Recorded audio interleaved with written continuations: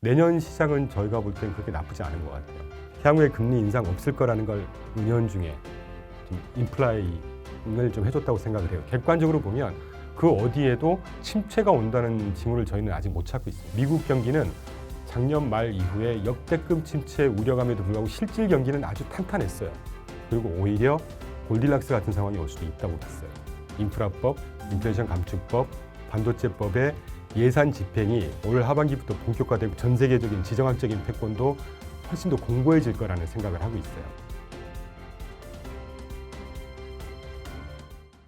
네, 반갑습니다. 오늘은 레그넘 투자자문의 대표이신 이충광 대표님 모셨습니다. 대표님 반갑습니다. 네, 안녕하세요. 불러주셔서 감사합니다. 네, 간단한 자기소개 부탁드리겠습니다. 예, 저는 레그넘 투자자문을 작년부터 시작을 해서 지금 이제 열심히 운용, 분석, 또 세일즈를 하고 있고요.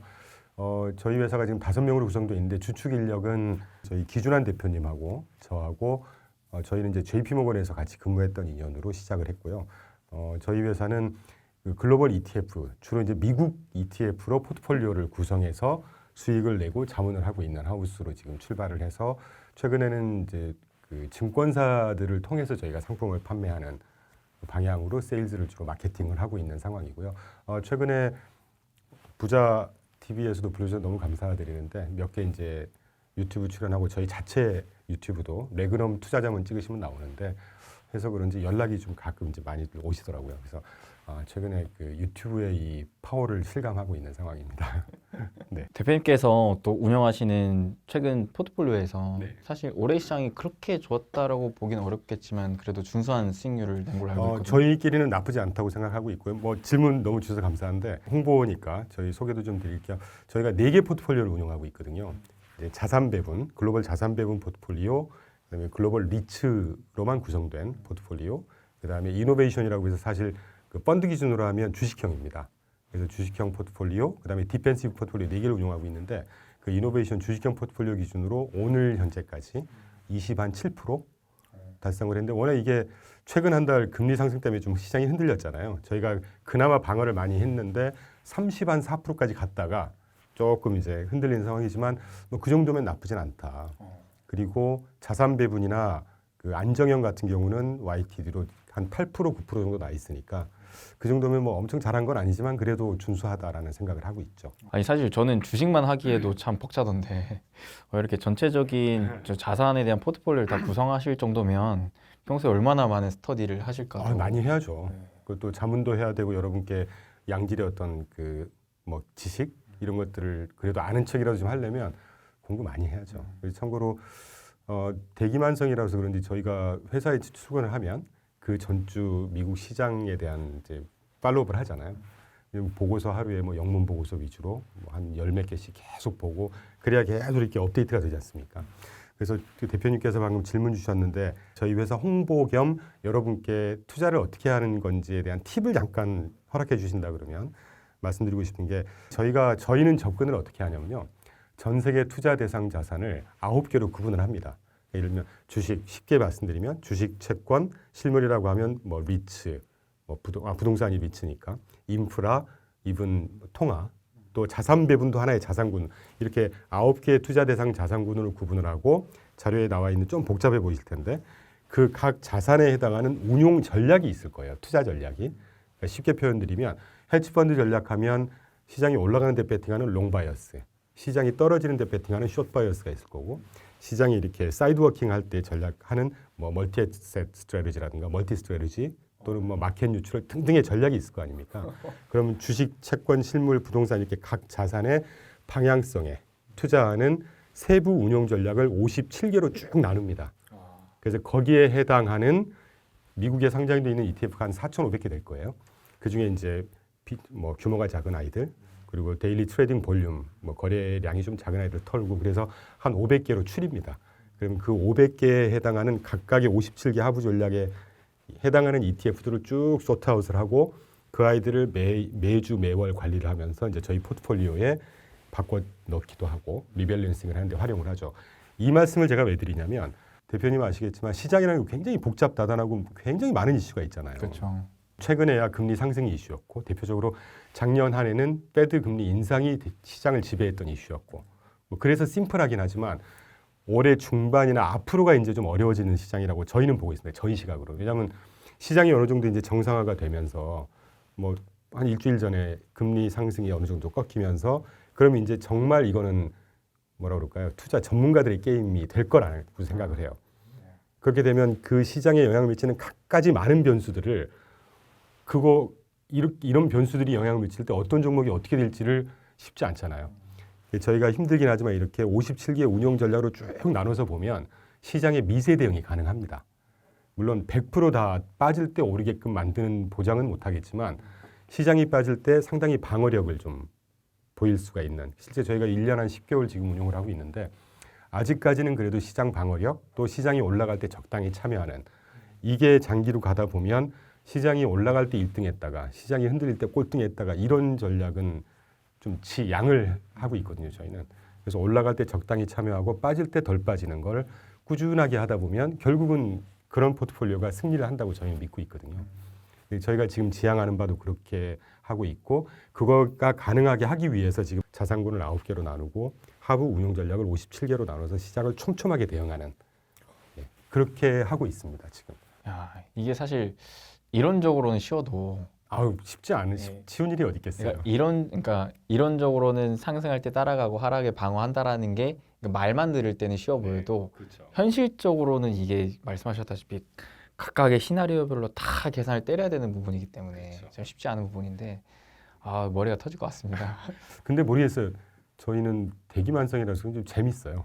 시장을 보고 우리가 생각했던 대로 시장이 오거나 우리가 예상하지 못했던 게 터졌을 때 우리가 미리 시장을 좀 방어할 수 있는 전략을 구성해놨는데 걔네가 또 역할을 해주고 할 때는 참 재밌더라고요. 사실 이게 재미를 못 느끼면은 이 일을 오래 할 수는 없는 것 같습니다. 그럼요. 저희 기 대표님 같은 경우는 34년 동안 운용만 하셨고, 특히 해외 투자 운용만 하셨고, 저는 이제 상품 개발, 세일즈, 애널리스트 이제 다양하게, 그래서 이제 평생 했던 일이잖아요. 그래서 그냥 그게 가장 익숙하고 좀 그런 것 같습니다. 근데 대표님께서 그만큼 사실 이런 시장에 대한 방향성을 체크하기 위해서는 그러니까 최소한의 매크로의 이슈마다 그렇죠. 각 인사이트가 있으실 것 같은데 그래서 최근에 이슈화된 그런 지표들 위주로 한번 제가 한번 여쭤볼게요. 네네. 처음으로는 일단 가장 단기적으로는 우리가 이번 다가온 FMC를 볼 수 있었을 것 가장 같아요. 중요한 이슈죠. 네. 이번에는 그래도 시장이 좀 긍정적으로 받아들이고 넘어갔는데 다가오는 또 12월 FMC 있지 않습니까? 이거에 대한 좀 이번에 어떻고 앞으로는 좀 어떨 것 같다라는 좀 코멘트를 간단하게 주신다면요. 다행히 오늘 녹화를, 그러니까 오늘 11월 7일이잖아요. 네. 다행히 지난주 하반기부터 FMC 하고 나서 이제 제롬 파월 의장께서 좀 더 시장의 어떤 그 비둘기적인 멘트는 아니었지만 그 성명서를 쭉 놓고 해석을 해보면 경기가 탄탄하다는 걸 이미 공식적으로 인정을 해줬고, 그리고 점도표도 아무 의미 없는 거다, 요약을 하면.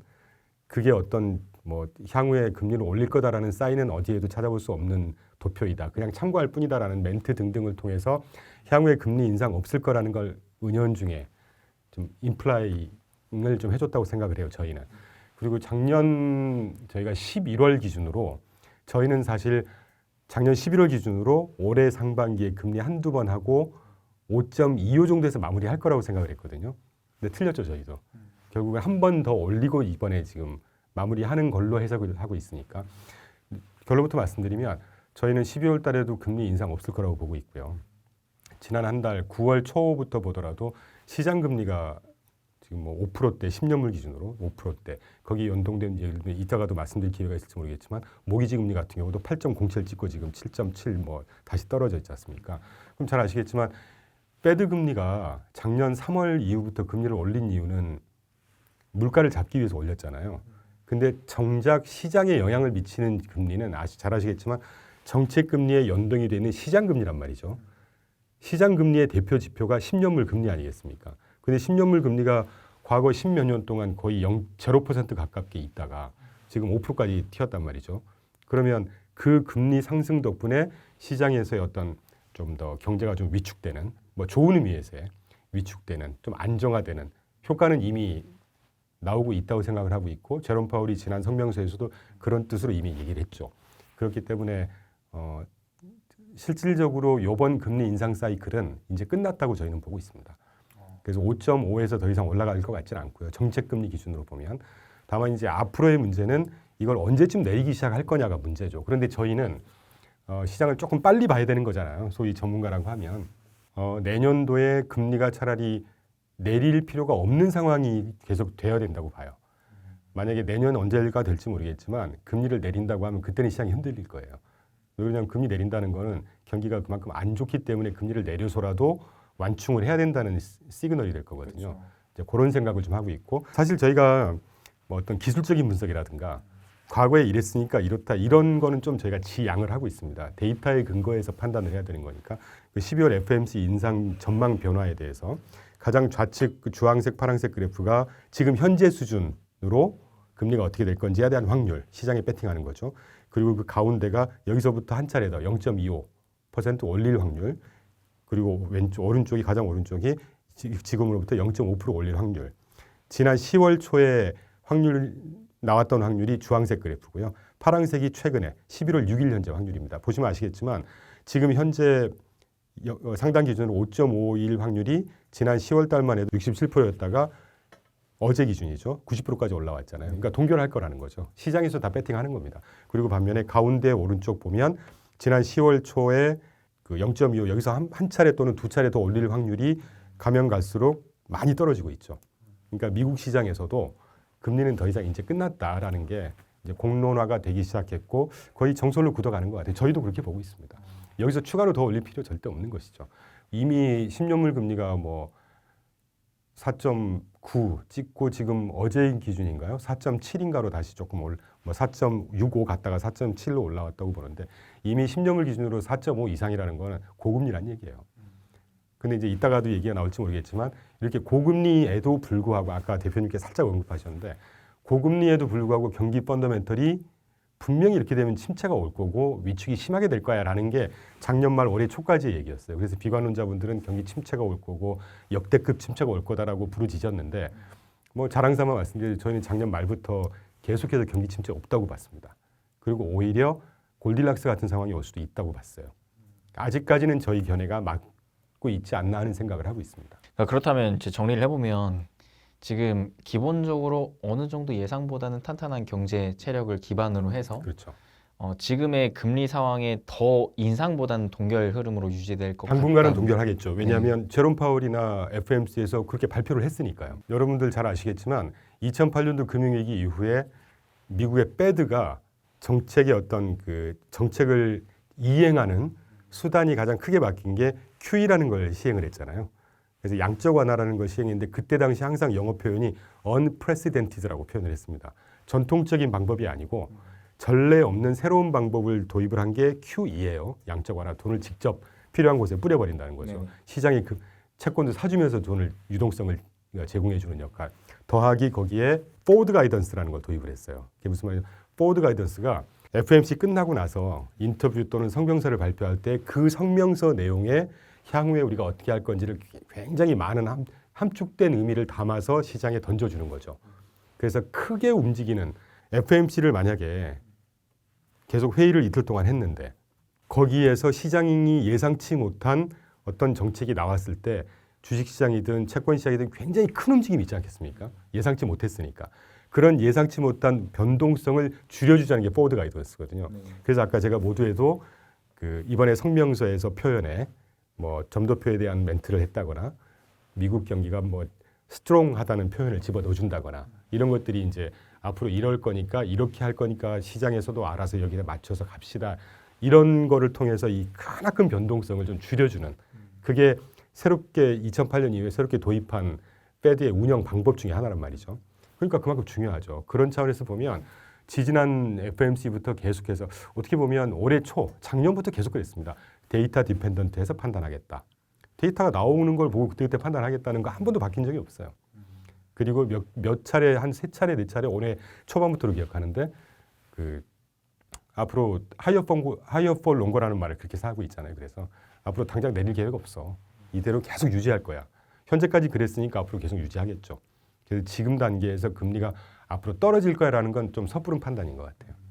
물론 전망도 필요하고 예상하는 것도 필요하지만 지나친 예상과 지나친 전망이 오히려 시장에 큰 악영향을 줄 때도 있습니다. 그때 판단해서 대응해가는 것이 가장 좋은 방법이라고 저희는 생각하거든요. 저희가 그렇게 하고 있고. 근데 이게 사실 기본적으로 많은 분들이 지금 금리에 대한 동결 흐름은 기대를 좀 하고 계신 상황인 것 같아요. 추가적인 인상보다도. 그렇죠. 근데 또 한편으로는 우려가 되는 게 최근에 또 뭐 전쟁 리스크도 있었지만 기본적으로 물가가 하락 안정화가 되고 있었는데 이게 둔화 속도가 좀 낮아진 것 같다. 이런 좀 의견도 많거든요. 하락하는 속도가 좀 감속을 했죠. 네.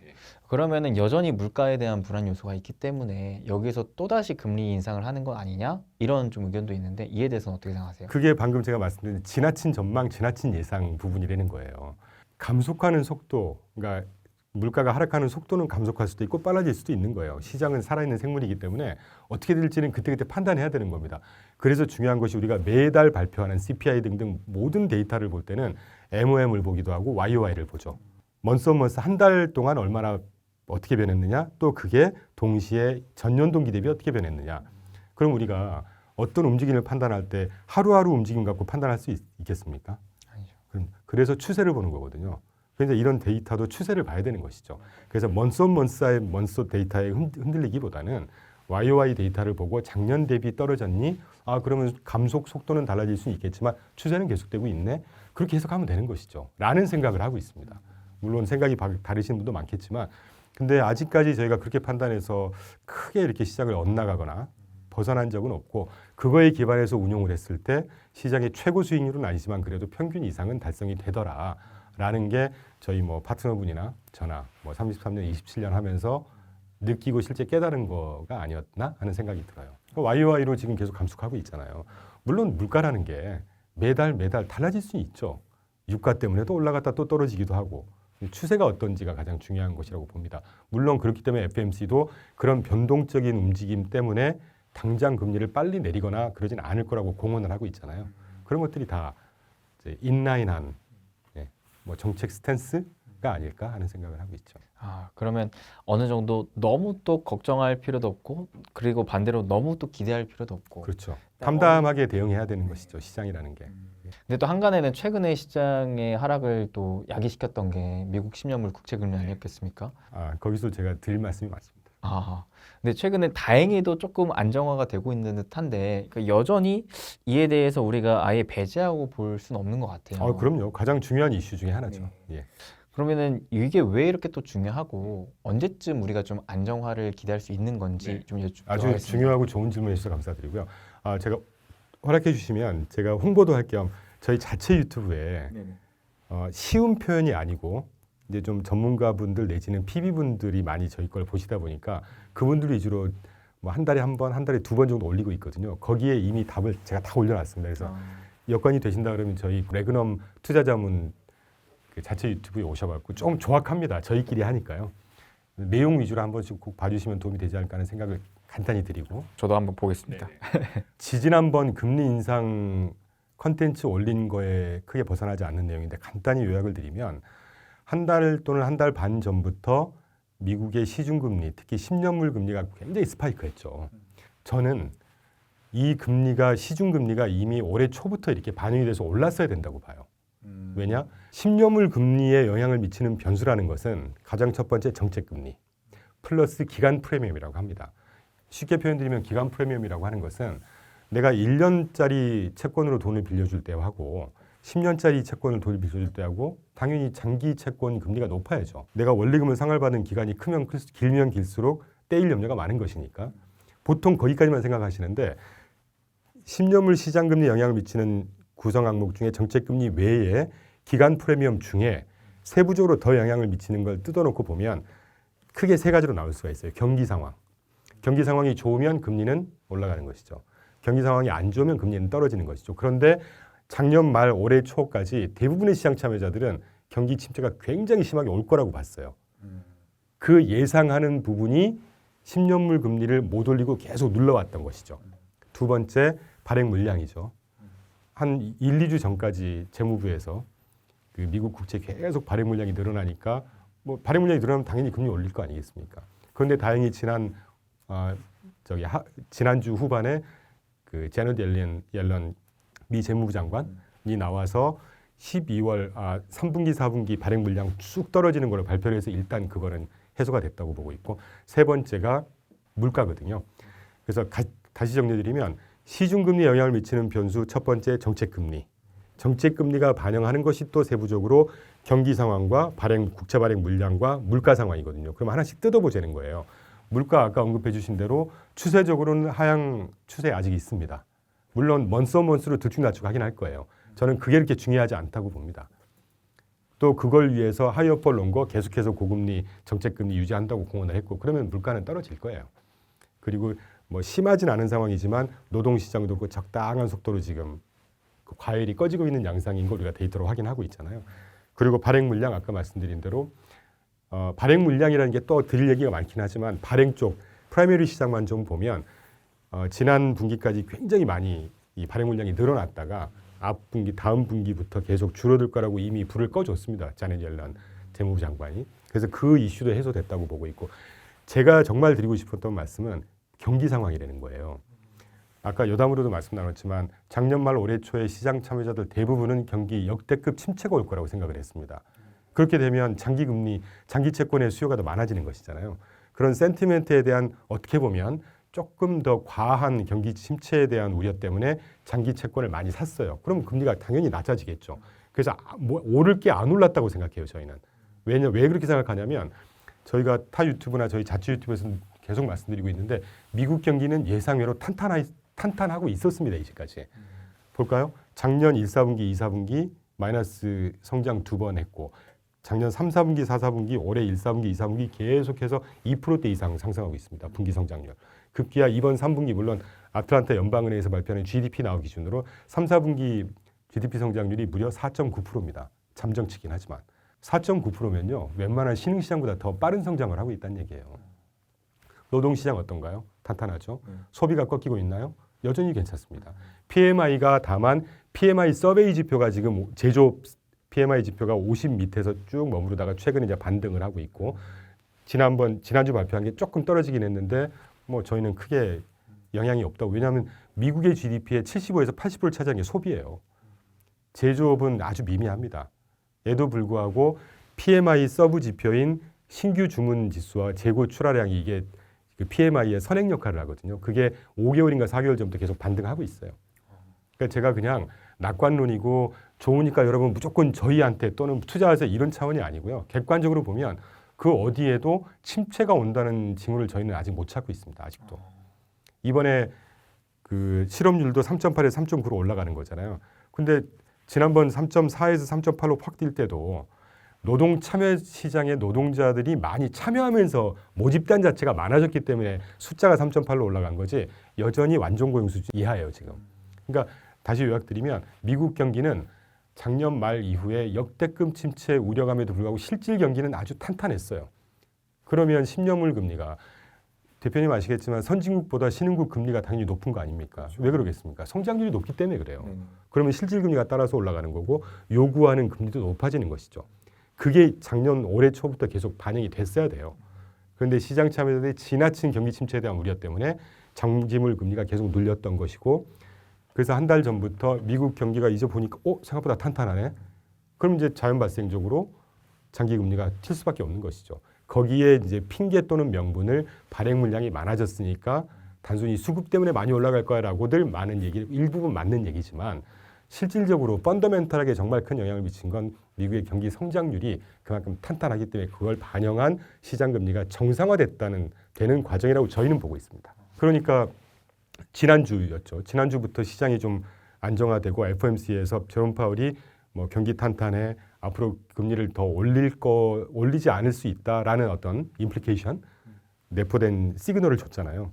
금방 또 10년물 금리 하향 안정화되면서 뭐 안정화됐다고 할 수는 없죠. 아직까지는. 그렇죠. 4.5%에서 5% 사이니까.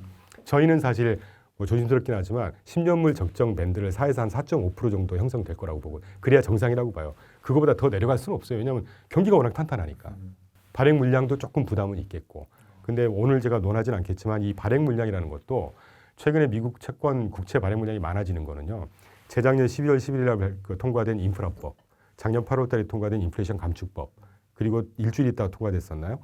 반도체법. 네. 거기에서 향후 올해 하반기 이미 집행하고 있는데 집행하려고 하는 예산 자체가 원래 2.7조 달러에서 그것도 계속 늘어나 지금 4.2조 달러에 육박하고 있습니다. 그럼 그 재원을 조달해야 되는 것이잖아요. 이제 근데 그렇게만 생각을 하면 어우, 채권 금리가 어마어마하게 뜨겠네라고 생각하시지만 그 세 개 법안을 통해서 재정 지출을 할 것이고 제조업 지출을 할 것이고 그럼 경제는 어떻게 될까요? 미국 경제. 좋아지죠. 그것도 판단해야 되는 것이죠. 그래서 저희는 미국 경제가 아주 탄탄한 상황이 당분간 계속 될 거다라고 거의 확신하고 있습니다.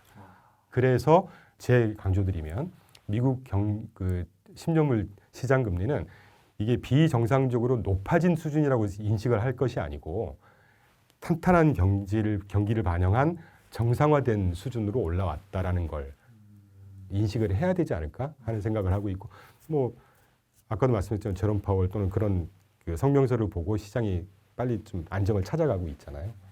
저희는 그런 일환으로 보고 있습니다. 그래서 크게 걱정은 안 하고 있습니다. 대표님 제가 그 국채 금리에서 한 가지만 좀 네네. 질문 드리고 싶은 게 이게 수급적인 요인에 있어서 네. 기존에는 이렇게 미국이 국채를 막 발행하는 것들을 중국이랑 중동에서 많이 사갔었었는데 네. 요즘에는 오히려 팔고 있더라고요. 네, 예리한 질문이십니다. 그것도 저희가 지난번 동영상에 같이 올려드렸는데 일단 먼저 미국 국채 상황을 먼저 보죠. 역대 지금까지 발행한 미국 국채를 제일 많이 들고 있는 나라가 어디일까요? 중국. 중국이었죠. 네. 중국이 한 2년 전부터 계속 팔고 있습니다. 실제로 팔고 있어요. 그래서 1위 보유국이 일본으로 바뀌었습니다. 중국이 지금 2위가 됐습니다. 자, 3위, 4위, 5위가 어디냐면요. 영국, 벨기에, 룩셈부르크예요. 룩셈부르크. 그런데 그 중국이 계속해서 미국 국채를 판 기간 2년 동안에 중국이 계속 파는 거 이상으로 주요 3국, 아까 3위, 4위, 5위, 영국, 벨기에, 룩셈부르크가 그 이상 많이 사고 있습니다. 지금. 미국 국채 소화 여력은 충분해요. 그러니까 우리가 시장을 판단할 때 어떤 단면적인 부분만 하나 가지고 비관론이나 또는 낙관론을 계속 펴면 들을 때는 풍성해 보이죠. 뭔가 전문가스럽고. 그게 아니라는 거예요. 시장이 아까 말씀드린 살아있는 생물입니다. 시장이라는 건. 한쪽이 뭐가 좀 뭐 좋은 방향이든 나쁜 방향이든 이상이 애브노멀한 상황이 생기면 거기에 또 적응해가고 거기를 메꿔주는 상황이 생기는 거예요. 근데 그렇게 인식을 해야 되지 않을까 하는 생각이 들고 자 그리고 제가 워낙 그 얘기가 많아서 이거 근거로 내가 한번 이거를 좀 부셔야 되겠다. 그리고 자료를 찾았는데 그것도 제가 꼭 보내드릴게요. 최근에 중국이 미국 자산을 사는 추이를 분석해 놓은 데이터를 제가 찾았거든요. 미국 국채를 판 건 확실해요. 근데 미국 자산의 전체 보유량은 절대 변하지 않았습니다. 중국이 갖고 있는. 무슨 말이냐면 최근에 지방채 뮤니시펄 본드라고 하죠. 뮤니시펄 본드 엄청 많이 샀고요. 국채를 던지고 뮤니시펄 본드를 샀고 달러 자산을 또 많이 매입을 했어요. 달러를 사요. 네, 달러를. 금이 아니라 달러. 특이하죠. 특이하네요. 그러니까 그런 데이터를 봐야 우리가 제대로 된 판단을 할 수가 있다는 거예요. 그러니까 중국이 미국 국채를 갖고 있는 보유가 1위였는데 팔아치우네. 미국 국채 거의 뭐 부도나겠는데 뭐 그러니까 너무 과한 해석이라는 거예요. 실제로 뜯어보면 국채는 팔았을지언정 지방채, 뮤니시펄 본드 많이 샀고 달러 자산을 많이 샀습니다. 또. 그러니까 전체 총량은 안 꺾였다니까요. 야, 이게 저도 사실 많은 언론이나 뭐 리포트 보고서에서 보여준 자료를 보고 공부를 하는데 이게 보여주지 않은 숨겨진 데이터들이 이렇게나 있었네요. 그럼요. 그래서 우리가 데이터 디펜던트 해야 되고 데이터를 보고 판단해야 되는 것이고 이분 제롬 파월 정말 대단한 분이세요. 일각에서는 뭐 변호사가 어떻게 경제 정책을 하니 그분요 30살 초반에 상원 청문회에 가서 상원 의원들을 좀 속된 표현으로 박살냈던 분입니다. 대단하신 분이에요, 그분. 그러니까 그분조차도 데이터 디펜던트 하겠다를 매번 말씀을 하시죠. 데이터가 그만큼 중요한 것이죠. 데이터 갖고 판단을 해야지 우리가 그냥 예상하는 소설 갖고 경제 정책을 할 수도 없는 것이고 우리가 투자할 때 의사결정을 소설처럼 할 수는 없는 것이잖아요. 야, 이게 대표님과 대화하면서 생각지도 못했던 인사이트들이 와우 완전히 감사합니다. 폭풍처럼 밀려붙이네요. 그러니까 제가 뭐 특별히 똑똑하고 그게 아니고요. 그러니까 저희는 그렇게 하고 있습니다. 어떤 소식이 딱 들려오면 이걸 검증을 해야죠. 그래야 우리가 거기에 의존해서 투자 전략을 수립할 수 있는 것이잖아요. 어떤 유명하신 분이 이렇다더라. 그거 갖고 투자 전략 수립할 수는 없잖아요. 이 사람이 그 말을 하면 그걸 실제로 검증을 해서 이게 맞네? 라고 한 다음에 투자 전략에 반영을 해야죠. 대표님 그러면 현재 시점에서 채권을 투자하는 건 어떻게 생각하세요? 괜찮죠. 근데 시간이 좀 필요할 겁니다. 왜냐하면 꼭지는 아닐지 모르겠지만 거의 상단 수준 된다고 보거든요. 그렇죠. 근데 이게 당분간 계속될 거예요. 그러니까 저희가 좋은 질문이신데 작년부터 이제 저희가 타유튜브 같은데 질문을 많이 받았어요. 채권 투자 그때가 3% 후반대였습니다. 4% 초반대. 근데 기존 채권 금리만 생각하면 타이밍 훌륭하죠. 그렇죠. 0.25, 5%도 안 됐던 10년물 금리가 4%까지 떴으니까 분명히 떨어질 건 명약 관화하잖아요. 근데 그게 아까 말씀드렸던 경기 판단을 잘 못한 거예요. 경기가 생각보다 탄탄하게 되면 금리는 안 떨어집니다. 그러네요. 저희가 그때도 그랬어요. 금리는 당분간 안 떨어질 거고 오히려 높아질 수 있다. 그래서 채권에 투자할 때 굉장히 기민한 접근을 하셔야 된다. 네, 대표님과 현재 시장에 대해서 확실히 제가 딱 원하는 답변의 라인들을 착착착착 해주시는 것 같아요. 아유, 칭찬 말씀 감사합니다. 네, 저도 사실 투자를 할 때 있어서 어떤 사람 말 한마디 듣고 어떤 지표 하나만 보고 투자를 하는 거 굉장히 꺼려하거든요. 아유, 그럼요.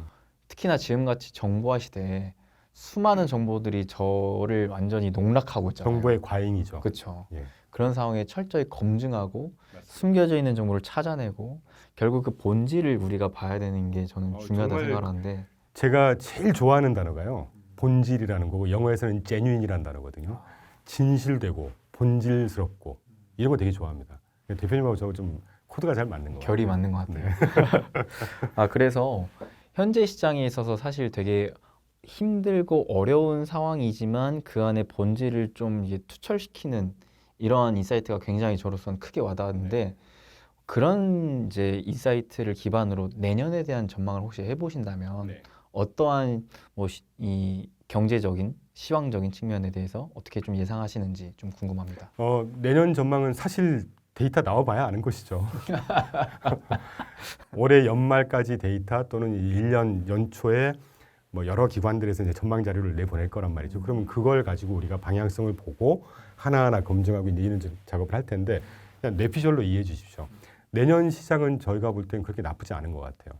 그러니까 이게 그 다른 유튜브 이렇게 하면 어떤 댓글에 막 근거 없는 낙관론으로 점철됐다 뭐 이렇게 말씀하시는데 절대 그런 뭐 맹목적인 말씀이라기보다는요.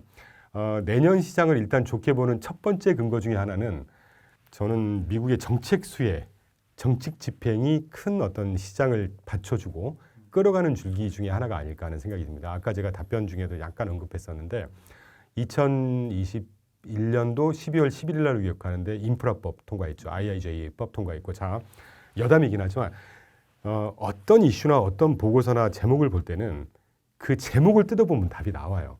IIJA법이라는 게 Infrastructure Investment Jobs Act거든요. 첫 자를 따서 IIJA법이라고 합니다. 인프라스트럭처에 투자를 함으로써 jobs, 일자리를 만들어내는 법입니다. 대충 감이 오시죠? 네.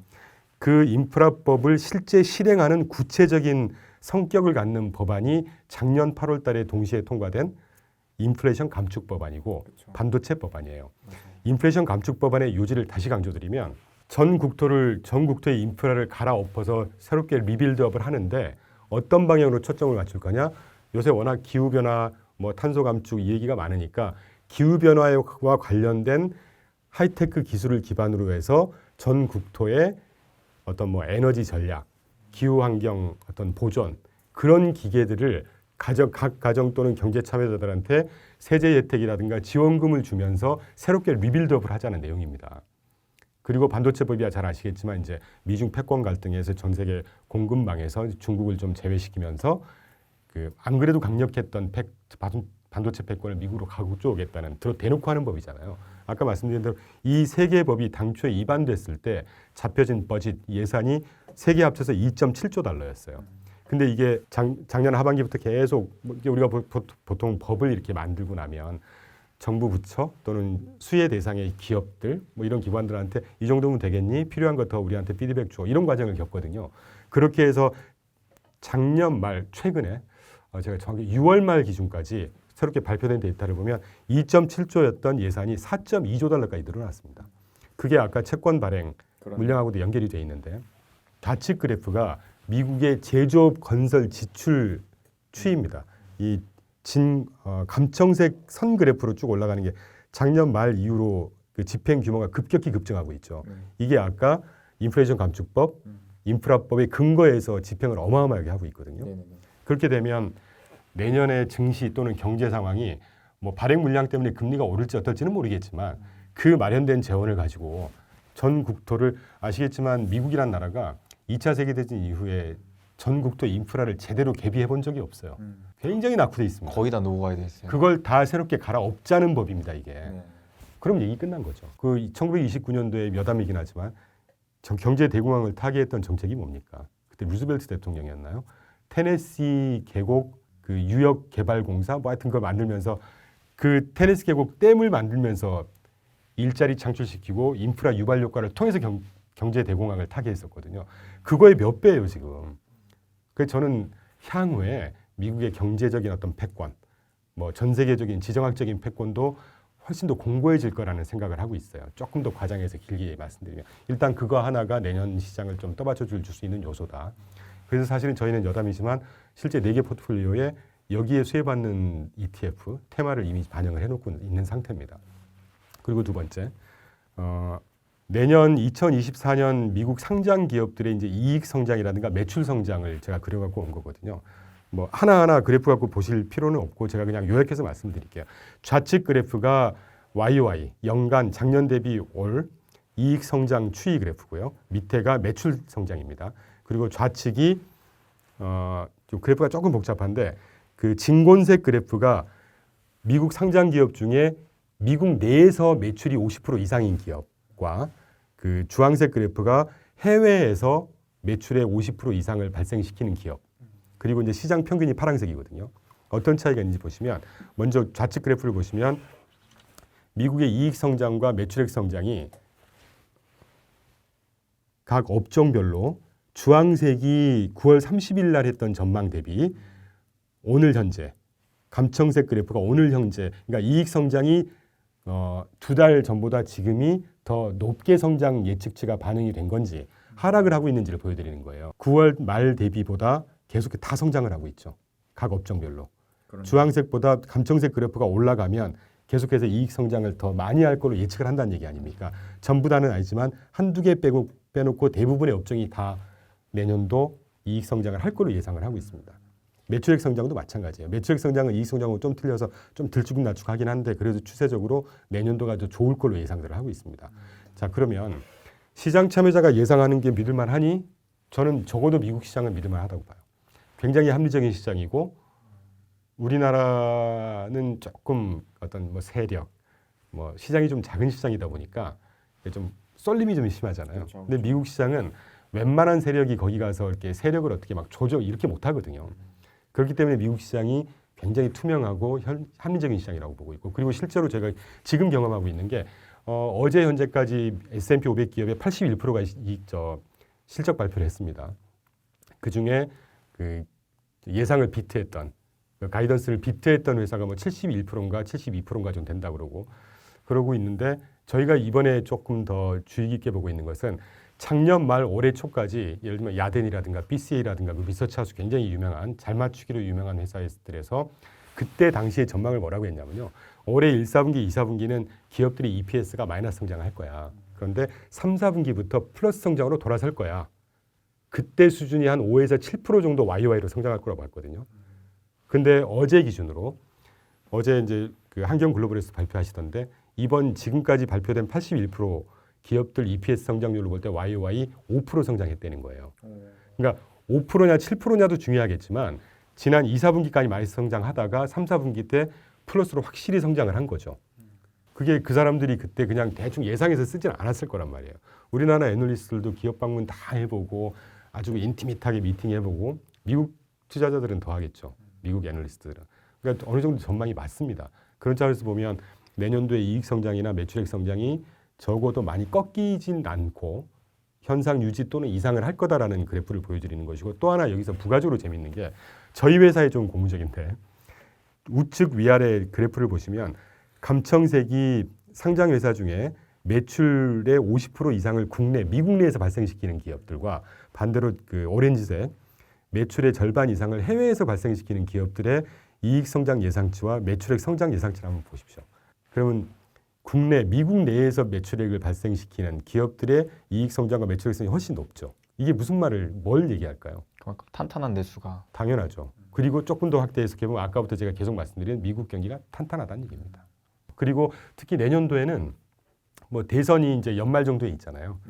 대선 빼고 좀 크나큰 뭔가 뭐 예정되어 있는 이슈가 없습니다. 물론 없더라도 항상 예상치 못한 이슈가 터지는 게 시장이긴 한데 크나큰 어떻게 시장에 어떤 뭐 부정적인 영향을 미칠 만한 우리가 보통 분기별로 한 달만 봐도 이번 주 다음 주 뭐 매크로 뭐 지표가 나오고 뭐 이런 것처럼 연간 베이스로 보면 어떤 뭐 신경을 많이 써야 될 만한 이슈 없는 것 같고 이따가 말씀드리겠지만 일단 대선이 있다고 하면 시장 분위기는 나쁘기보다는 나쁘진 않죠. 그래서 내년 전망은 그렇게 나쁘지 않지 않을까 하는 생각이 듭니다. 통계적으로도 그 임기 딱 그 말기차 때 미증시는 항상 올랐더라고요. 그래서 저도 개인적으로 우리나라 증시는 뭐 아직은 모르겠지만 일단 미증시만큼은 확실히 내년을 좀 기대해봐도 좋겠다. 총선과 대선이 있잖아요. 네. 그러니까 미국 시장이라는 게 그 미국 임기가 이제 대통령 임기가 4년이고 한가 중간 선거라고 얘기하는 것처럼 상원과 하원이 매년 2년 또는 6년마다 선거를 합니다. 그게 딱 대통령 임기 중간에 딱 걸치게 돼요. 그래서 중간 선거라고 하거든요. 이 선거 이전 1년 동안 단 한 번도 주가가 빠진 적이 없어요. 연베이스로 기준했을 때 평균 9%인가가 항상 올랐어요. 다만 2008년도 금융위기 때만 빼고 그러니까 그런 특수한 상황이 아니라면은 항상 이제까지 올랐으니까. 그렇죠. 근데 내년을 바라봤을 때 특별한 그런 시스템 위기가 발생할까에 대해서는 아직까지는 좀 지켜봐야 굉장히 가능성 낮고 그리고 부가적으로 내년도 또는 뭐 지금부터 해당되는 얘기지만 미국 경제가 큰 충격이 없을 거라고 보는 것은 구체적으로 한번 얘기를 해보죠. 경제 충격이 어떤 다이내믹스로 이루어지고 파급 효과가 생길 거냐 할 때 조금 더 구체적으로 이렇게 경제를 참여하는 분야별로 보자는 거예요. 크게 기업 분야가 있을 것이고 가계, 개인 분야가 있을 것이고 그리고 이제 뭐 정부는 뭐 큰 이슈가 없기 때문에 금융 시스템이 흔들리는 이슈가 있을 거 아니겠습니까? 올해 3, 4월 달에 실리콘밸리 은행이 터지면서 금융 시스템으로 번지지 않을까 뭐 이게 또 시장을 많이 흔들렸잖아요. 그럼 그 세 가지를 각각의 그래프로 한번 제가 보여드리기 위해서 갖고 온 게 기업들의 펀더멘털 상황을 보려면 대표적인 지표 중에 저희가 보는 지표 중에 하나는 하이힐드 스프레드입니다. 뭐 스프레드는 잘 아시잖아요. 무위험 국채 금리 대비 이 기업들이 돈을 빌릴 때 몇 프로나 이자를 더 많이 내야 될 거냐. 기업들의 상황이 좋으면 스프레드가 낮을 거고 금리를 많이 안 줘도 될 거고 굉장히 힘든 상황이면 금리가 벌어지고 그래서 스프레드가 확 벌어지는 거잖아요. 그래프에서 보시는 것처럼 이 파란색 그래프가 미국의 하이힐드 스프레드입니다. 금리가 한참 상승했던 10월 중에 이 하이힐드 스프레드가 4.5를 넘지 않았어요. 그래서 최근에 4.2 갔다가 어제 기준으로 3.95로 떨어졌습니다. 3.95는요 굉장히 낮은 수입니다. 과거의 수준을 비교를 해보십시오. 자, 기업들이라고 하면 신용등급이 좋은 기업들, 재무상황이 탄탄한 기업들은 투자등급 채권이라고 하잖아요. 그 친구들이 발행한 채권을. 근데 신용등급이 낮고 재무상황이 뭔가 불안해. 이런 기업들은 하이힐드 기업들이라고 하잖아요. 그 친구들이 발행한 채권을 하이힐드 채권이라고 합니다. 그러면 기업들 상황이 좋은지 나쁜지를 보려면 하이힐드 스프레드를 보면 되는 것이거든요. 하이힐드 스프레드가 지금 역대급 수준은 아니지만 굉장히 평년 대비해서 낮은 수준이에요, 지금.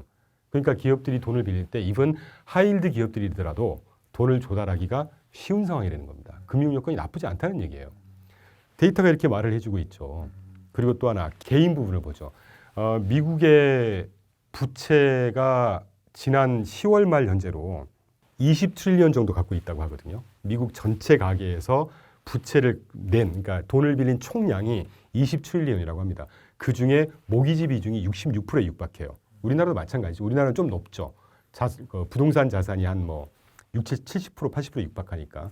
근데 미국 가계가 갖고 있는 부채 중에 가장 많은 게 모기지라고 할 때 그러면 모기지의 연체율을 한번 보자는 거예요.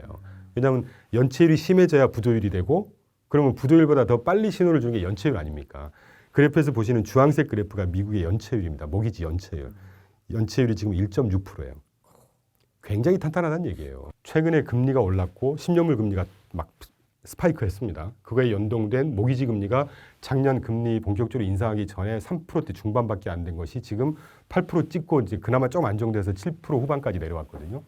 이제 이것만 갖고 해석을 하면 가계가 막 큰일 날 것 같지 않습니까? 그런데 미국 가계는요.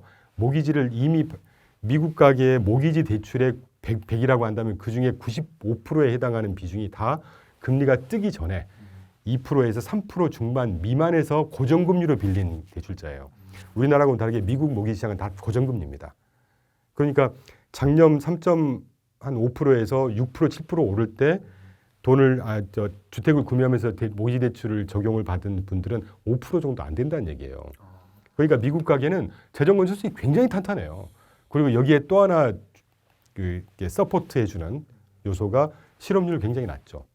연체율이 매달 돈을 내야 될 걸 못 내면 뭐 3개월 이상 못 내면 연체율이고 이런 거잖아요. 1.6%라는 건 노동시장이 너무 좋으니까 급여 생활을 탄탄하게 하고 있다는 얘기죠. 이런 거를 따져야지 펀더멘털을 우리가 볼 수가 있는 거 아니겠습니까? 그래서 가계 기업들도 마찬가지지만 개인들의 어떤 그 재무 상황 아주 탄탄하다. 그리고 금융 시스템 어떨 거냐? 그 조그만 박스에 제가 BTFP 프로그램 대출 잔액을 갖고 왔거든요. BTFP는 왜 실리콘밸리 지방은행들 터지면서 정부가 뱅텀 펀딩 프로그램이라고 해서 니네가 자금이 만약에 부족하게 되면 투자해놨던 채권을 갖고 오는데 시가평가한 손실된 가치로 대출을 해주는 게 아니고 원래 액면가로 다 평가를 해서 대출을 해줄게. 그러니까 그냥 돈 지원해준다는 얘기입니다. 정부에서. 그럼 이 BTF 프로그램 대출 잔액이 계속해서 증가해야 금융 부분이 뭔가 위험하다는 신호 아니겠어요? 근데 그래프 보시는데 대출 잔액이 늘어나고 있지 않습니다. 그 말은 미국의 지방은행이나 금융 시스템, 금융 부분이 뭔가 굉장히 막 인출 사태가 있다거나 물론 지방은행 몇 군데가 금리가 이렇게 상승을 하는데 국채 투자하고 그 지방채 모기지 같은 거 투자해서 손실 그 가치가 손실나는 건 어쩔 수 없죠. 그 사람들 그거는 그분들이 의사 판단 잘못한 거예요. 그래서 실리콘밸리라든가 퍼스트뱅크라든가 이런 데처럼 몇 군데 뭐 망해도 어쩔 수 없는 것입니다. 의사결정 잘못한 거죠. 금리가 그렇게 대놓고 올리고 있는데 국채를 왜 투자합니까? 그 바보 같은 짓이잖아요. 근데 그런 거는 시장의 일각인 거고 시장 전체의 어떤 금융 시스템, 금융 상황을 반영하는 BTFP 대출 잔액이 급격하게 증가하고 있지 않다는 얘기는 금융 부분이 아주 뭐 뱅크런 사태라든가 뭐 예금 인출 사태를 겪는다든가 이런 문제가 없다는 얘기입니다. 그러면 기업, 가계, 금융 시스템 문제 없어 보이잖아요. 이게 사실 우리가 한 번씩 이제 그런 단편적인 이슈가 부각이 될 때마다 그 일부를 전체로 확장시켜서 우려하는 공포감이 그걸 좀 지양하자고 제가 매번 이런 인터뷰 할 때마다 강조를 드리고 있습니다. 그러니까 참 이런 부분들이 우리가 투자의 이 의사 판단의 결정을 내릴 때 참 중요한 내용인데 이게 요즘에는 더 그런 것 같아요. 워낙 언론 매체, 유튜브도 마찬가지지만 이 자극적인 부분에 사람들이 많이 이제 호응을 하니까 네. 일부를 더 확장해서 이렇게 크게 만드는 게 그게 많은데 좀 안타깝습니다. 예. 그래서 이런 것들을 참 지금이라도 우리 투자자분들께서 좀 전반적인 것들을 여러 가지 다 따져보면서 투자를 하시면 훨씬 좋겠다라는 생각이 아니, 드네요. 경기가 예측하는 것처럼 침체가 오고 막 그러면 시장은 항상 안 좋아야 되고 시장이 좋은 것도 마찬가지입니다. 주식시장은요. 실물 경제를 반영한다고 저는 보고 있는데 실물 경제가 항상 좋기만 하지 않아요. 그렇죠. 좋으면 반대급부로 안 좋은 부분이 있을 것이고 예를 들면 경기가 워낙 좋고 돈이 많이 풀리니까 인플레이션이 심해지면 인플레이션 잡기 위해서 금리 올리는 거 그에 반응해서 주식시장을 살짝 흔들릴 수 있는 것이거든요. 그거를 좀 장기적인 안목에서 주식이 반영하는 실물 시장을 펀더멘털을 놓고 기준을 삼아야 되지 않을까. 그런데 실물 경제를 일부 반영하는 그것도 주식시장을 놓고 실물 경제까지 대입을 하는 경향이 있다는 얘기죠. 주식시장처럼 실물 경기가 움직이면요 다 망합니다. 작년 한 해 코스피 한 27% 빠졌죠. 그렇죠. 나스닥 30% 가까이 빠졌죠. 뭐 25%? 실물 경기 GDP 성장률이 1년에 30%씩 빠졌다가 막 15%씩 오르고 이러면 그 아무도 못 살아남습니다. 그거. 그러니까 그런 좀 오류를 범하시는 것 같아요. 그리고 저도 나름대로 내년 증시를 아주 비관적으로 보지 않았던 게 이게 좀 대표님께서 말씀하시는 내용이 좀 정리된 느낌이긴 한데 이게 결국 지금 긴축의 시대인 건 맞잖아요. 물가라는 놈 때문에. 하지만 반대로 경기가 계속 탄탄하단 말이죠. 그럼요. 그의 근간이 제가 봤을 때는 투자의 시대이기 때문에 그렇다고 봐요. 네. 말씀하셨다시피 이제 미국도 세계 굵직한 법안으로 인해서 계속 국채를 찍어내면서 이게 쭉 자꾸 재정 지원을 하고 있는 상황이지 않습니까? 경기는 그만큼 탄탄해지는 거잖아요. 네. 그래서 결국 우리가 이 부채라는 것만 또 보면은 너무 부실해 보일 수 있는데 그렇죠. 역대급으로 많은 수준이고 뭐 그러니까 이것만 바라놓고 보면 미국은 망해야죠. 그렇죠. 근데 그게 다가 아니라는 거예요. 그리고 미국은 기축통화국이지 않습니까? 자, 기축통화국일 때 기축통화국이라고 하는 게 말씀이 나와서 말씀이지만 그 어떤 분들은 막 미국이 깡패같이 지들 마음대로 기축통화 안에 뭐 했다고 그러는데 2차 세계대전 이후에 전 세계가 다 망했습니다. 거의 유일하게 탄탄했던 나라가 미국이었어요. 그 전 세계를 정상화시키고 한 통화를 가지고 무역도 하고 이래야 효율적이 되니까 그때 기축통화 역할을 다른 나라 또는 미국이 자의반 타의반 떠하는 겁니다. 기축통화 왜 미국이라고 무역 적자를 그렇게 감내하고 싶을까요? 대신 기축통화국의 역할과 맞물려 있는 거예요. 대신 어쩔 수 없죠. 서버렌티나 달러의 서버렌티를 향유하는 건 어쩔 수 없죠. 그만큼 전 세계에 달러를 제공하면서 금융 시스템을 안정화시켜주는 역할을 하니까 그건 받아들이고 가야죠. 아무 의미 없이 뭐 기축통화국 뭐 깡패 갖고 그건 무슨 의미가 있습니까? 그런 것도 좀 그런 이해를 해야 되지 않을까 싶어요. 그래서 결론을 내자면 그래도 내년 경제적인 시황적인 측면에 대해서 나쁘지 않다고 봅니다. 다만 늘 이런 말씀을 드리는데 아마 차별화가 좀 이제 극명하게 될 것 같다는 생각을 합니다. 종목의 차별화인가요? 그렇죠. 뭐 업종 차별화, 종목 차별화 이미 늘상 그런 차별화는 있잖아요. 예를 들면 뭐 자동차 부분 같으면 내연기관과 전기차였던 이미 차별화는 이루어지겠지만 그 기술적인 뭐 그런 어떤 정치적인 반영, 사회 문제 이런 것들하고 결부돼서 좀 더 차별화, 회사별 차별화, 국가별 차별화도 심해질 거고요. 이제 왜냐하면 올해 이따가 말씀드릴 기회가 있을지 모르겠지만 미국하고 중국이 아주 갈등에 첨예하게 돼 있다가 올해 4월인가요? 그 에이펙 정상회담 할 때 유럽 쪽에서 디커플링했던 전략을 디리스킹으로 바꿔야 된다고 얘기를 했고 그 직전에 미국의 국무장관인가 무슨 차관이 나와서 이미 디리스킹 사인을 줬어요. 그럼 디리스킹이 그런 의미지 않습니까? 미국과 중국이 완전히 다 결별시켜버리는 전략에서 필요한 부분은 하되 핵심적인 부분만 견제하자. 이게 디리스킹이잖아요. 그럼 어떻게 보면 이게 일종의 데탕트란 말이죠. 근데 그 데탕트의 사인이 지난주 나왔어요. 미중 정상회담. 정상회담하고 시진핑이 이미 인터뷰 그 어나운스먼트 발표하면서 우리는 미국과 적극적으로 willing to cooperate이라고 했어요. 기꺼이 협력할 거고 we will manage differences라고 그랬습니다. 서로 다른 점을 매니지해서 적극적으로 고쳐갈 거야. 그건 이미 한 수 접었다는 얘기죠. 그러면 미중의 어떤 패권 갈등의 텐션은 훨씬 낮아질 거라고 보고 있고 그렇게 되면 전 세계 서플라이 체인이 좀 소위 그 서플라이 체인이 디스럽션 돼 있다고 했지 않습니까? 이런 것들이 이제 완화되는 무드가 조성이 되지 않을까? 큰 그림에서도. 이제 그래서 내년 시장 나쁘지 않아요. 다만 이제 그런 과정에서 늘상 있지만 뭐 종목 아까 말씀드린 대로 뭐 테마별, 국가별 차별화는 좀 심해지지 않을까 하는 생각이 듭니다. 그래서 저희 같은 전문가 또는 공부를 하는 것이죠. 자, 핵심적인 요인들을 딱딱딱 찝어주셔서 너무 쏙쏙 와닿는 것 같습니다. 아유 감사합니다. 네, 그러니까 저도 이게 미국과 중국 간의 관계가 진짜 중요하다라고 봤던 게 결국 얘네 때문에 물가가 치솟은 거라고 전 생각을 했거든요. 근데 얘네가 공조한다라는 건 물가의 안정화에도 도움을 줄 수 있겠다. 글로벌 경기에도 도움을 줄 수 있겠다. 또 무역이 다시 재개되고 서로 효율적인 쌍고 찾아 이렇게 되면 물가 아까 말씀드린 물가도 쫙 이제 압력이 좀 줄어들겠죠. 대표님, 우리가 지금 내년에 대한 전망을 계속 얘기하고 있는데 전반적으로 또 특히나 미국과 중국 간의 관계가 좀 이전보다는 디리스킹 되면서 좀 완화적인 스탠스로 간다고 하면 물가에 대한 안정화에도 도움을 주고 그렇죠? 그러니까 가뜩이나 내년 하반기에는 물가의 안정화가 좀 이상적인 수치까지 내려올 것이라는 전망과 함께 그로 인해 금리 인하도 되지 않을까라는 예상이 지금 여러 나오고 있는 상황이더라고요. 그러면 실제로 그렇게 물가의 안정화, 금리 인하기가 찾아온다면 어떠한 섹터가 좀 더 집중적으로 수혜를 받을까에 대한 고민이 있는데 이에 대해서는 어떻게 생각하세요? 일단 먼저 간단히 그 금리가 아주 공격적으로 예전 수준까지 내려가지는 않을 거예요. 앞으로는 여러분 고물가 고금리 상황에 적응을 하셔야 됩니다. 왜 그러냐면 그러니까 2021년까지 금리만 보더라도 정책금리 거의 0.25 상단, 그러니까 제로금리였고 10년물 금리도 0.5가 넘지 않았어요. 10년물 지표가. 사실 그게 비정상이었죠. 그리고 물가도 워낙 낮았고 그런데 F&B이 팬데믹 락다운하고 나서 풀리면서 이게 수요가 급증을 하고 그게 밀어올리는 인플레이션이 오더니 한 2년 있다가 러시아가 우크라이나 전쟁 팍 벌이면서 원자재 값이 폭등을 하면서 또 한 번 밀어올리더니 그 이후에 보통 기업들이 그러거든요. 그 물가가 올라가면 거기에 핑계로 그냥 가격을 확 올려버립니다. 그거를 프로핏 레드 인플레이션이라고 그래요. 저희 유튜브에서 한번 다뤘는데 이제 그런 것들이 복합적으로 작용하면서 물가가 사정없이 떠버렸던 거거든요.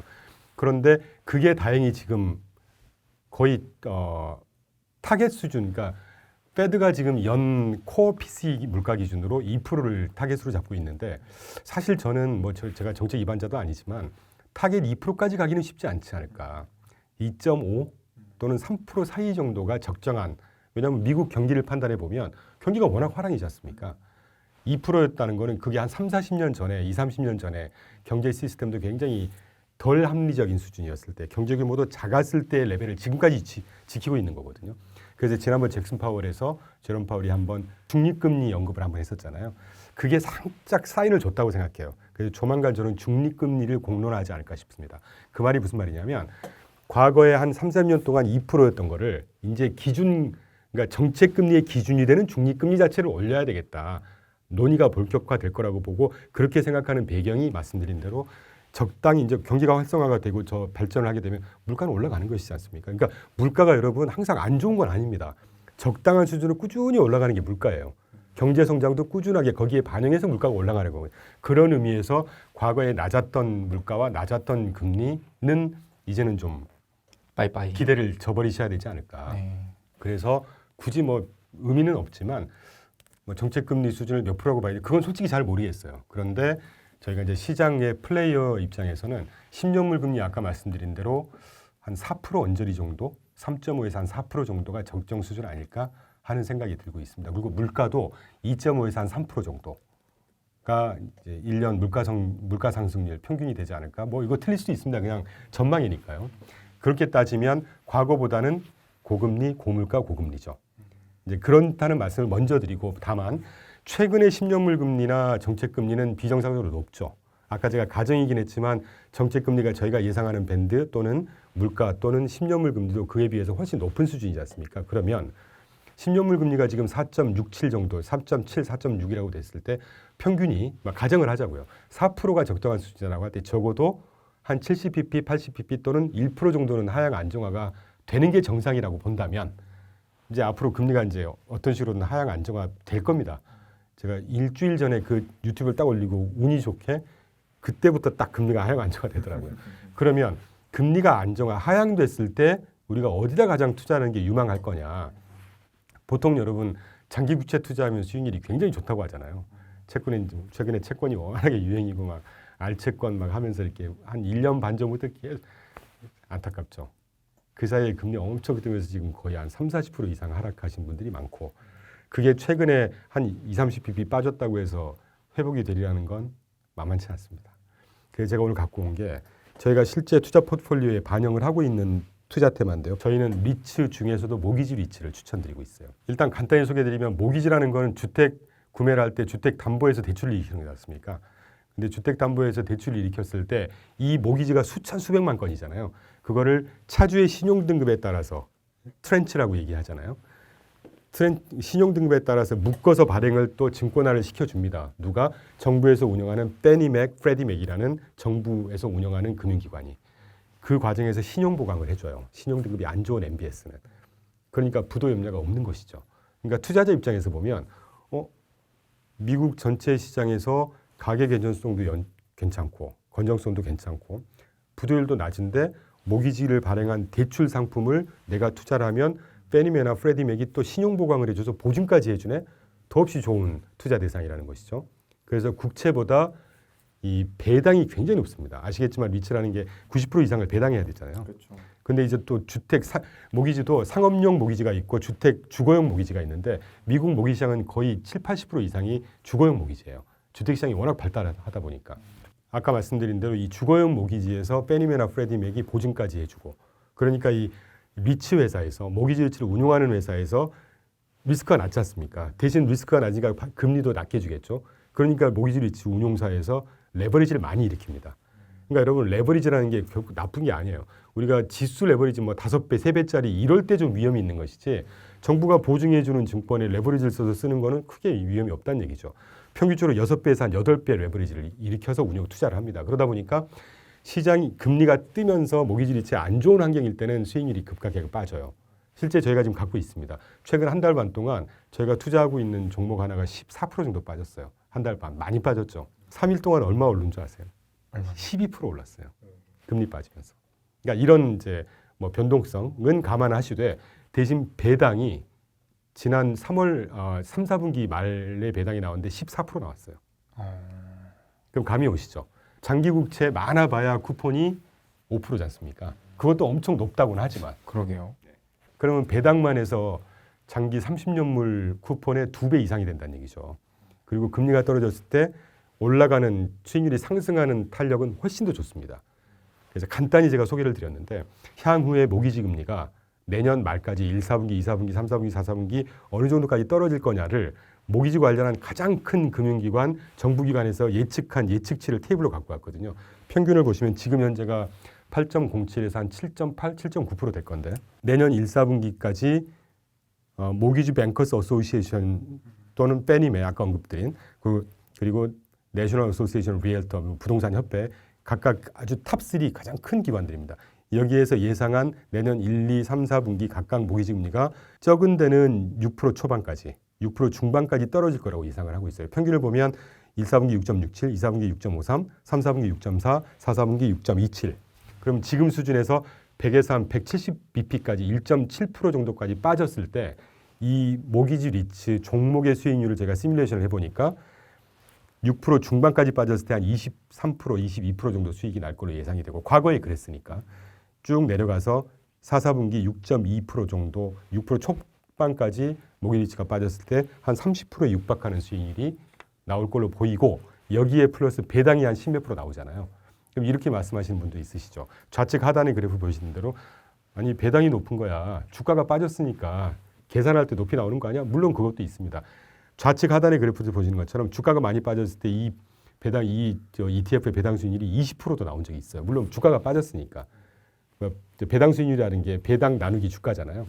그걸 빼더라도 가장 주가가 좋았을 때 수치적으로 낮은 배당이 6%, 7%가 가장 낮아요. 과거 이 ETF가 2011년부터 운영을 했거든요. 그 이후에 매 분기 배당 수익률을 평균을 딱 보니까 10%예요. 절대 나쁜 대안이 아니라는 거죠. 그래서 여러분께서 꼭 관심을 한번 가져보시고 대신 이제 어떤 종목의 ETF인지는 제가 굳이 여기서 말씀을 안 드리겠습니다. 그래서 모기지 리츠 분야에 여러분 관심을 좀 많이 가져보십시오. 모기지 리츠의 펀더멘털 아까 가계 재정 건전성이라든가 상업용 모기지 같은 경우는 또 기업의 어떤 재정 건전성이 더할 수 없이 좋은 상황입니다. 미국이 지금 아까 하이힐드 같은 것들로만 예를 들어드렸는데 아주 뭐 이익성, 재무 건전성 굉장히 좋은 상황이거든요. 사실 이런 분야는 일반적인 개인 투자자분들께서 좀 익숙하지 않으시죠? 예, 익숙하지 그런데 않은데. 저희가 미국의 ETF로만 자문을 하고 있고 포트폴리오를 구성하는 이유가 여러분 ETF는요 없는 전략이 없고요. 우리나라 ETF 규모 뭐 시장 규모가 한 100조 될려나 모르겠습니다. 플레이하는 운용사 사이즈가 좀 되는 운용사 한 10개 남짓해요. 15개도 안 될 거예요. 미국 260개가 넘고요. 상장된 ETF만 4,500개 가까이 되고요. 그리고 미국에서 어느 정도 이름이 있다 하는 운용사면 우리나라 제일 큰 운용사보다도 훨씬 더 큰 운용사들입니다. 근데 그거를 해외 투자, 뭐 종목 투자 많이 해보셨잖아요. 테슬라 분들도 계시고 많이 계시잖아요. 언제든지 매매를 할 수가 있다는 거죠. 아주 좋은 투자 대상을 기회를 제공하는 게 ETF 시장이죠. 사실 ETF야말로 어떤 시장에서건 투자를 할 수 있는 투자처가 되는 거죠. 그럼요. 그래서 이번 이제 금리 인하기에 맞춰서는 이제 모기지 리츠에 대한 ETF가 관심을 한번 가져보시는 게 어떨까 하는 생각이 듭니다. 그러면은 대표님이 생각하실 때 이제 내년을 우리가 좀 바라보는 관점에서 이 자산만큼은 포트폴리오에 꼭 넣었으면 좋겠다라고 할 만한 게 또 있다면요? 당연히 있죠. 아까 제가 계속 강조드렸던 인프라법, 인플레이션 감축법, 반도체법의 예산 집행이 올 하반기부터 본격화되고 부연해서 같이 설명을 드리면요. 저는 내년도 미국 경제, 내년도 이후의 미국 경제에 대한 기대가 굉장히 큽니다. 미국의 1년 GDP가 2.4조 달러, 그러니까 우리나라 GDP 한 열 몇 배 되잖아요. GDP의 소비가 차지하는 비중이 70에서 80%예요. 미국은 잘 아시는 대로. 그렇죠. 제조업은 미미합니다. 자, 그런데 인플레이션 감축 법안과 인프라법과 반도체법을 통해서 재정 집행을 하는 게 대부분 다 건설 지출이에요. 그리고 아시겠지만 그 미시간주 근처에 러스트 벨트라고 하잖아요. 예전에 자동차 주로 해서 고용 창출 효과도 컸던 부자 동네. 거기가 제조업이 공동화되면서 다 녹슬었다 그래서 러스트 벨트라고 하잖아요. 그걸 대신할 수 있는 미국 남부, 중부, 북부 해갖고 배터리 벨트가 조성되고 있습니다. 2차 전지의 그 일환으로. 네네네. 배터리 벨트뿐만 아니라 반도체 벨트 뭐 고용 창출 효과가 얼마나 클까요? 그리고 재정 집행으로도 이렇게 이미 1년 안 되는데 올해 연말만 해서도 건설 지출이 폭증하고 있어요. 그럼 여기에 가장 수혜를 본 업종이 뭘까요? 건설 산업재겠죠. 그렇죠. 그래서 저희는 2달 전부터 건설 산업재에 해당하는 ETF를 이미 포트폴리오에 반영을 해놓고 있습니다. 건설 산업재를 하면 건설 기계 장비 쪽이 좀 그렇죠. 주된. 그리고 인프라 공자를 할 때 거기에 들어가는 뭐 건설 업체 또는 산업재. 예. 그 건설 산업재는 이건 그냥 제가 알려드리죠. AIRR이라는 종목을 저희는 편입하고 있습니다. 대신 저희는 대형주보다는 중소형주로 구성된 건설 산업재를 투자하고 있어요. 특별한 이유가 있으신가요? 중소 쪽으로. 그 대형주를 담는 건설 산업 종목을 보면 실제 건설과 산업의 조달을 직접적인 영향보다는 뭐 배송 무슨 뭐 저 택배회사 큰 데가 뭐 어디 많이 있잖아요. 페덱스 등 뭐 이런 것들을 막 갖고 있어요. 그러니까 저희가 생각하는 그 분야의 직접 수혜를 받는 부분이 대형주를 섞은 아이들은 좀 희석이 돼 있어요. 그래서 건설 산업재의 그 좀 어떻게 보면 알짜로만 구성이 돼 있는 중소형에 좀 배팅을 해놓은 상태죠. 우측의 그래프가 그 종목에서 갖고 있는 탑3 종목에 대한 주가들입니다. 대표 지수하고 비교한 여기 군청색 그래프가 그 비중이 가장 큰 컴포트 시스템이라는 회사의 주가거든요. 최근에 이제 금리 인상 때문에 많이 빠졌죠. 근데 최근에 요 며칠 금리 하락하면서 최근에 기준가 그래프 한번 보십시오. 스파이크 하고 있죠. 그리고 그 밑에 파이 차트가 이 컴포트 시스템이라고 하는 회사의 EPS 성장률이거든요. 주황색 그래프 바 차트가 예상 수치였고 실제로 나온 EPS 성장률, 예상을 다 비트하고 있죠. 그러네요. 그러니까 기업 실적이 굉장히 좋아지고 있다는 얘기입니다. 그래서 이 정도 말씀드리면 여러분 감이 오시리라고 생각을 합니다. 오늘 너무 큰 도움이 됐습니다. 아유, 대표님. 감사합니다. 제가 생각했던 투자의 방향성이랑 사실 크게 다르진 않았는데 그 알맹이들을 다 채워넣은 느낌이에요. 그래서, 너무 칭찬 말씀을 해주셔서 참. 왜냐하면 저도 사실 내년 투자 포트폴리오를 구성할 때 저는 아무래도 국내 주식에 좀 치중한 투자를 하고 있다 보니까 어디에다 투자를 해야 될지 시장이 나쁘진 않을 것 같은데 이 주도주를 찾는 게 굉장히 어렵더라고요, 개인적으로. 특히나 내년에는 뭐 총선도 있고 미국 대선도 있고 완전히 정책적으로 막 변동이 심할 수 있을 거라 기존의 주도주가 또 강하진 않을 것 같은데, 그래서 뭔가 새로운 주도주가 나올 것 같은데 이게 뭘까 고민하던 끝에 일단 제일 만만했던 게 인프라 쪽이었거든요. 만만한 게 아니고 중요하죠. 네. 그리고 뭐 여담이지만 최근에 두산 그룹주들 막 떴었지 않습니까? 네. 그게 아까 말씀드린 미국의 인프라하고 연결된 이슈입니다. 그리고 최근에만 해도 미국에서 그 노보 노르디스크 뭐 일라이릴리 비만 치료제 네네. 덕분에 우리나라 뭐 유한양행부터 시작해서 한 8개 주가들이 쫙쫙 떴잖아요. 그렇죠. 뭐 미국 주식 시장을 따라가는 건 아니지만 우리나라가 GDP의 80%가 수출이잖아요. 엮여 있는 것이죠, 다. 그러니까요. 예, 그렇게 참고를 하면 좀 쉽게 시장을 좀 가늠해 볼 수 있지 않을까 하는 생각을 하죠. 그리고 사실 작년에는 이런 인프라 때문에 우리나라에는 이제 전력기기 관련 전력기기 관련 기업들이 주가가 또 굉장히 좋았었거든요.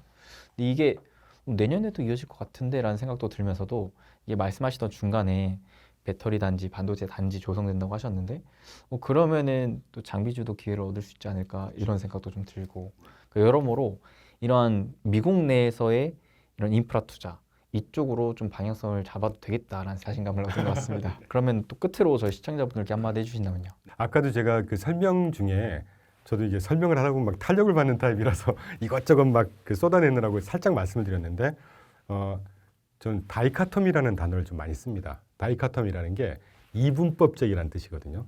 양쪽 이분법 하나 두 개로 우리가 투자를 한다고 할 때는 주식 시장에 너무 매몰되시면요 주식의 생리 또는 주식의 속성을 좀 망각하는 경향이 있을 수밖에 없어요. 왜냐하면 주식 시장의 속성이 워낙 빠르고 아주 복잡다단하거든요. 그럴수록 몇 걸음 뒤로 물러나서 주식 시장이 뭘 반영하는지를 판단을 해야 되지 않을까 하는 생각을 항상 저는 합니다. 저도 미국 주식 시장 보고 종목 보다 보면 거기에 매몰돼 갖고 막 이게 몇 불 갖고 몇 불 떨어졌고 이게 막 흔들리거든요. 그럴수록 주식 시장은 뭘 반영할까요? 실물 경제를 반영하는 거 아니겠습니까? 자, 여러분, 한 경제 어느 국가나 마찬가지입니다. 한 국가 경제는 실물 부분과 금융 부분으로 구성이 돼 있어요.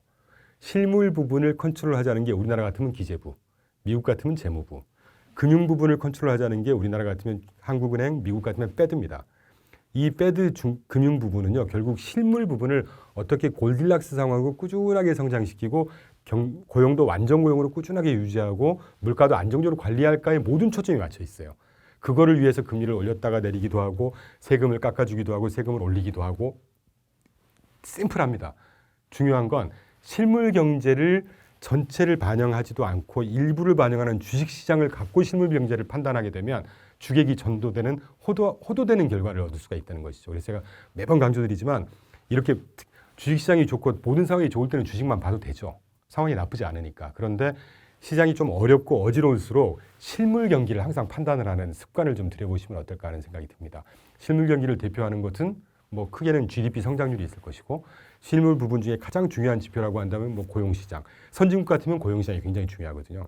뭐 신흥국 같으면 수출이 중요할 수도 있을 것이고 뭐 이런 식의 접근을 좀 해보시면 시장이 흔들리고 헷갈릴수록 좀 더 중심을 잡고 이걸 왜 제가 말씀드리냐면 군청색으로 그려놓은 게 금융시장, 주식시장을 나타낸다면 주황색 그래프가 실물 경기라고 저는 그려봤거든요. 실물 경기는 그래도 비교적 완만히 움직입니다. 추세적으로 우리가 예상하기가 쉽다는 것이죠. 왜냐하면 모든 데이터 다 발표되죠. 그리고 추세가 완만하기 때문에 급격한 변동은 없어요. 대신 주식시장은 굉장히 급격하게 변동을 하죠. 급격하게 변동을 할 때 이게 수렴할 분야가 실물 부분이라고 한다면 이렇게 헷갈릴 때 실물 부분의 흐름을 딱 잡는다고 하면 시장이 빠지거나 많이 올랐을 때 실물 부분이 이만큼인데 주식이 많이 반영했네. 많이 빠졌네. 그런데 실물이 탄탄하니까 수렴하겠구나. 이런 의사결정이 가능하지 않을까 하는 생각이 듭니다. 네, 오늘 이렇게 레그넘 투자자문의 대표이신 이충광 대표님 모시고 정말 다양한 인사이트 들어봤는데요. 제가 정말 혼자 피땀 흘리면서 열심히 공부했던 인사이트의 그 알맹이들을 정말 잘 채워주신 것 같아서 오늘 저로서는 너무나 또 감사했던 시간이었던 것 같습니다. 우리 여러분들께도 또 특히나 내년 투자 전략을 잡는데 분명 도움이 되지 않았을까 싶으면서도 추가적으로 또 대표님 개인 유튜브 채널 운영하신다고 하니까 레그넘 투자자문이라는 유튜브 채널도 놀러 가셔서 일주일에 몇 개나 올리시죠? 저희가 한 2주에 한 번 또는 한 달에 한 번 올릴 때도 있고요. 영상 귀하네요. 그러니까 귀한 만큼 그만큼 열심히 준비해서 올리실 것 네. 같으니까 해당 채널에도 놀러 가셔서 다양한 인사이트 한번 들어보시면 좋을 것 같습니다. 저도 다음에 또 대표님 한번 모셔보도록 하겠습니다. 네, 그러면 여러분들도 올해 연말 잘 마무리하고 내년 또 성공적인 한 해 되시길 응원하면서 함께 인사드리겠습니다. 여러분 행복 되세요.